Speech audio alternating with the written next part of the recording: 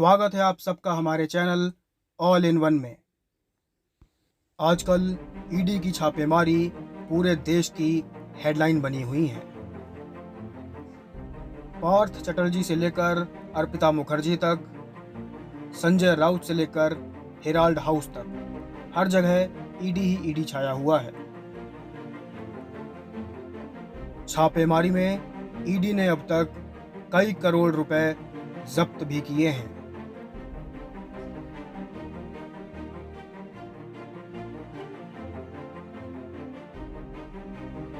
हाल फिलहाल की बात करें तो ईडी का शिकंजा पहले पार्थ चटर्जी पर कसता है।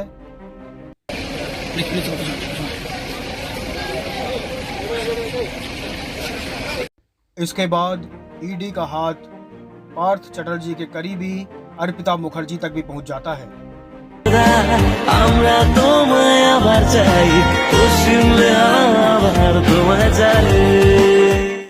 बंगाल के बाद नंबर आता है महाराष्ट्र का, जहां उद्धव ठाकरे के बेहद करीबी संजय राउत को ईडी गिरफ्तार कर लेती है।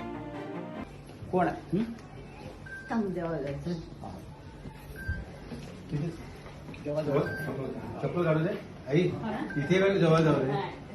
महाराष्ट्र के बाद दिल्ली के हेराल्ड हाउस में भी ईडी की छापेमारी की खबरें सामने आईं।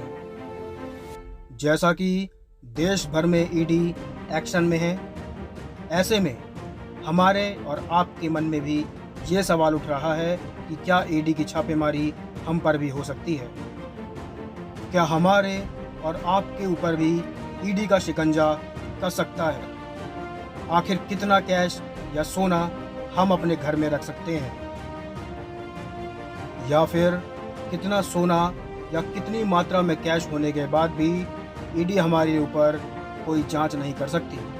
आइए इन्हीं सवालों के जवाब हम तलाशते हैं। दरअसल घर में कैश या सोना रखने का कोई भी ऐसा नियम नहीं है।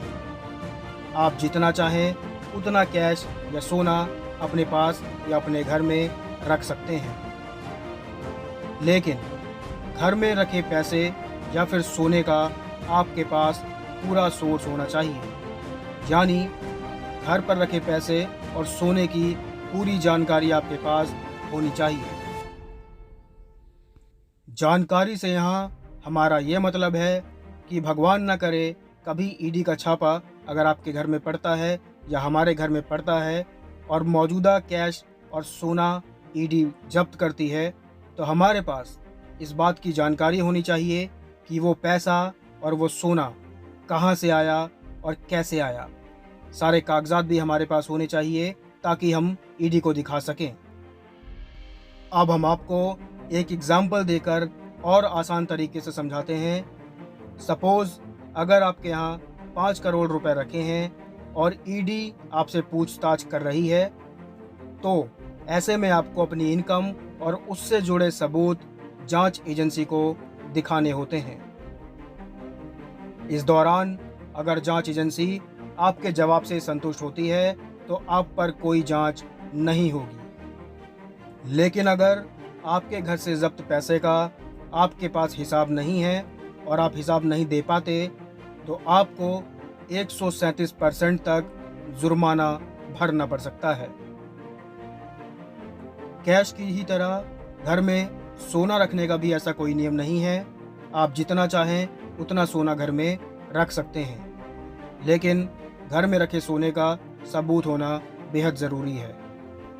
ये सबूत आप 3 तरह से दे सकते हैं। पहला, सोना अगर आपने खरीदा है तो इससे जुड़े कागजात आपको जांच एजेंसी को दिखाने होते हैं। दूसरा, अगर आपको सोना परिवार से मिला है तो फैमिली सेटलमेंट से जुड़े कागजात आपको ईडी को या जांच एजेंसी को दिखाने होंगे।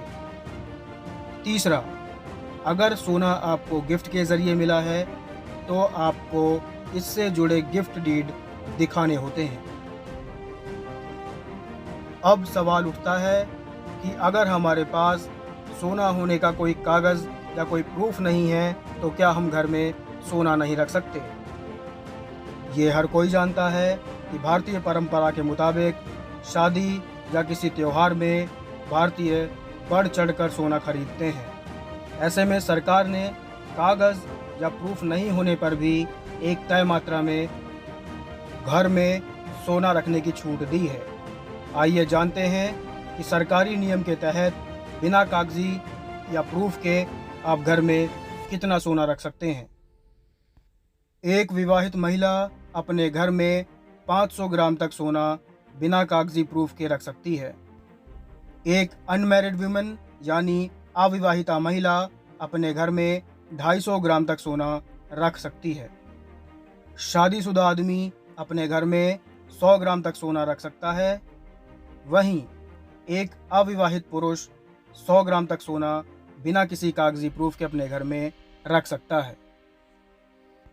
हमें पूरी उम्मीद है कि आपको आपके सवालों का जवाब मिल गया होगा और साथ ही ये भी पता चल गया होगा कि आप अपने घर में कितना कैश या सोना रख सकते हैं और किन कंडीशन में आपके यहाँ छापेमारी हो सकती है और आप अपने आप को किसी भी जांच से बचा सकते हैं। तो दोस्तों, आज के लिए बस इतना ही। अगर आपको हमारा वीडियो पसंद आया है तो कमेंट और लाइक करना ना भूलें। साथ ही हमारे चैनल को सब्सक्राइब भी करें। आपसे मुलाकात होगी एक नए वीडियो में। आप सब अपना बहुत ख्याल रखिए। धन्यवाद।